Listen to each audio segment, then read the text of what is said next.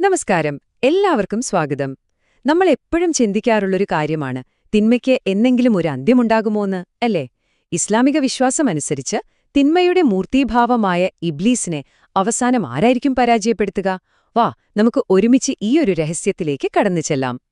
അപ്പോൾ നമ്മുടെ പ്രധാന ചോദ്യം ഇതാണ്: ഇസ്ലാമിക അന്ത്യശാസ്ത്രമനുസരിച്ച് ഇബ്ലീസിന്റെ കഥ അവസാനിപ്പിക്കുന്നത് ആരാണ്?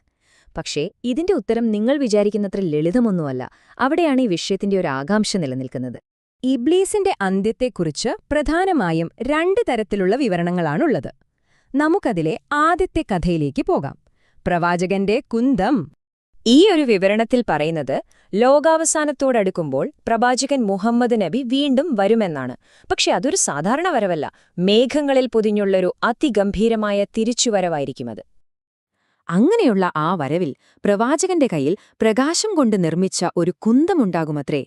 ആ കുന്തം ഉപയോഗിച്ച് അദ്ദേഹം നേരിട്ട് ഇബ്ലീസിനെ വധിക്കുന്നു. തിന്മയുടെ മുകളിൽ നന്മ നേടുന്ന ഒരു സമ്പൂർണ്ണ വിജയം.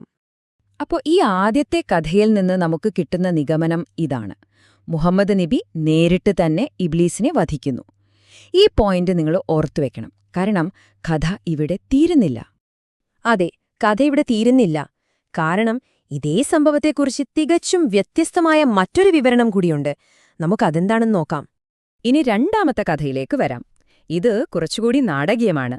ഇവിടെ ഇബ്ലീസ് ഒരു പാവം വൃദ്ധന്റെ രൂപത്തിലാണ് വരുന്നത്. എന്നിട്ട് തിന്മയുടെ സകല ശക്തികളെയും ഒരുപ്പിച്ച് മഹ്ദിക്കെതിരെ ഒരു അവസാന യുദ്ധത്തിന് കോപ്പുകൂട്ടുന്നു.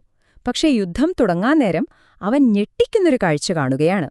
മഹ്ദിയുടെ സൈന്യത്തെ സഹായിക്കാൻ മാലാഖമാരുടെ ഒരു വലിയ പട തന്നെ ഇറങ്ങിവരുന്നു. ഇത് കാണുന്നതോടെ താൻ തോൽക്കുമെന്നുറപ്പായ ഇബ്ലീസ് ജീവനും കൊണ്ട് ഓടിയൊളിക്കുന്നു. പക്ഷേ രക്ഷപ്പെടാൻ സാധിക്കുന്നില്ല. അവസാനം മഹ്ദി അയാളെ കണ്ടെത്തി വധിക്കുന്നു എന്നാണ് ഈ കഥയിൽ പറയുന്നത്. അപ്പോ ഈ രണ്ടാമത്തെ കഥയുടെ നിഗമനം എന്താണ്? മഹ്ദിയാണ് ഇബ്ലീസിനെ കൊല്ലുന്നത്. ഇപ്പൊ നിങ്ങൾക്ക് ആ പ്രശ്നം ശരിക്കും മനസ്സിലായി കാണുമല്ലോ, അല്ലേ? ഇവിടെയാണൊരു പ്രശ്നം വരുന്നത്. ഒരേ സംഭവം, പക്ഷേ രണ്ട് വ്യത്യസ്ത കഥകൾ, രണ്ട് വ്യത്യസ്ത നായകന്മാർ. ഇതെങ്ങനെ ശരിയാകും? അപ്പോ ശരിക്കും ആരാണ് ഇബ്ലീസിനെ കൊല്ലുന്നത്? പ്രവാചകനാണോ അതോ മഹദിയാണോ?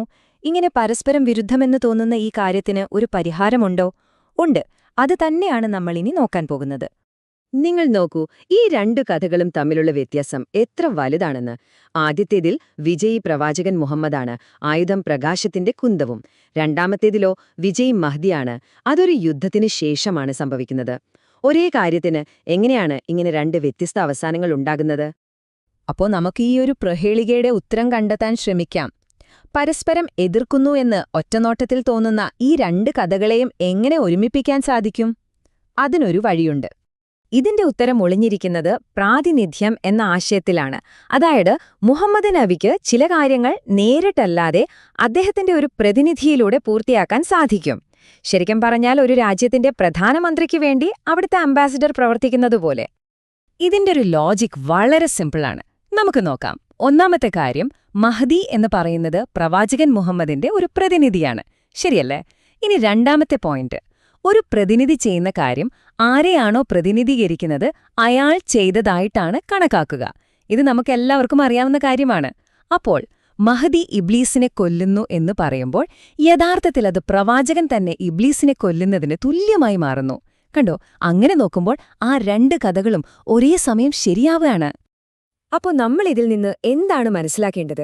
ഈ രണ്ട് കഥകളും പരസ്പരം തള്ളിക്കളയുകയല്ല ചെയ്യുന്നത്, മറിച്ച് ഒരേ സത്യത്തെ രണ്ട് വ്യത്യസ്ത കോണുകളിലൂടെ നമുക്ക് കാണിച്ചു തരികയാണ് ചെയ്യുന്നത്. ഈയൊരു ഉദ്ധരണി ഈ ആശയം വളരെ ഭംഗിയായി പറഞ്ഞു തരുന്നുണ്ട്. മഹ്ദി മുഹമ്മദ് നബി അലി തന്നെയല്ലെങ്കിൽ ഈ വൈരുദ്ധ്യം പരിഹരിക്കാനാവില്ല. എന്നുവെച്ചാൽ മഹ്ദിയെ പ്രവാചകന്റെ പ്രതിനിധിയായി നമ്മൾ കാണുന്ന നിമിഷം ഈ വൈരുദ്ധ്യമെന്ന പ്രശ്നമേ അവിടെ വരുന്നില്ല. അപ്പൊ ചുരുക്കി പറഞ്ഞാൽ ഇതാണ് കാര്യം: മഹ്ദി പ്രവാചകന്റെ പ്രതിനിധിയായതുകൊണ്ട് രണ്ട് വിവരണങ്ങളും ശരിയാണ്. ഇത് നമ്മളെ മറ്റൊരു വലിയ ചോദ്യത്തിലേക്കാണ് എത്തിക്കുന്നത്. ലോകത്തിലെ മറ്റു മതഗ്രന്ഥങ്ങളിലും ഇതുപോലെ വൈരുദ്ധ്യങ്ങളെന്ന് തോന്നുന്ന ഒരുപാട് ഭാഗങ്ങളുണ്ട്. അവരൊക്കെ ഇതിനെ എങ്ങനെയായിരിക്കും വിശദീകരിക്കുന്നത്? ഇതിനെക്കുറിച്ച് നിങ്ങൾക്കെന്താണ് തോന്നുന്നത്? നിങ്ങളുടെ അഭിപ്രായങ്ങൾ തീർച്ചയായും അറിയിക്കണം. നന്ദി.